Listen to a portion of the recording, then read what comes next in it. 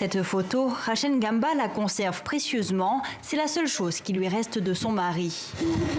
Je le vois comme ça et je pense à lui. En 2014, la vie de Rachel Ngamba bascule. Son mari, un militaire de l'armée tchadienne, meurt au Mali en plein combat. Cette mère de famille se retrouve sans ressources. C'est le salaire de son mari qui la faisait vivre, elle et ses 8 enfants.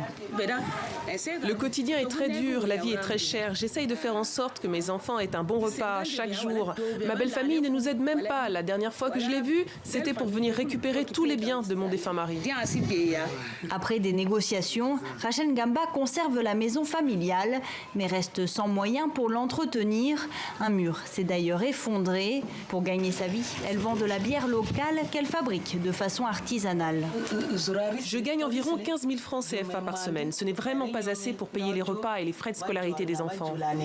Dans son quartier, ses voisines sont toutes des veuves de militaires, mais aucune, disent-elles, n'a perçu le moindre centime de l'État tchadien.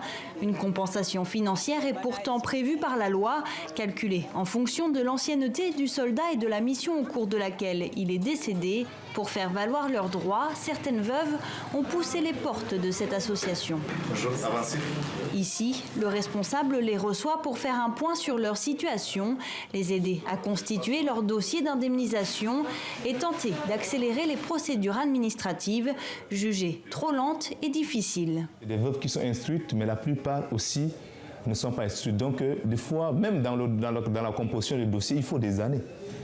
Et ce qui fait qu'ils n'ont pas aussi des moyens pour s'assumer en ce qui concerne la composition des dossiers. Du côté des autorités et notamment de la Caisse des retraités du Tchad qui gère les versements, on assure qu'un logiciel est en train d'être testé, une informatisation pour simplifier les procédures, mais pour le moment, aucune date de mise en service n'est envisagée.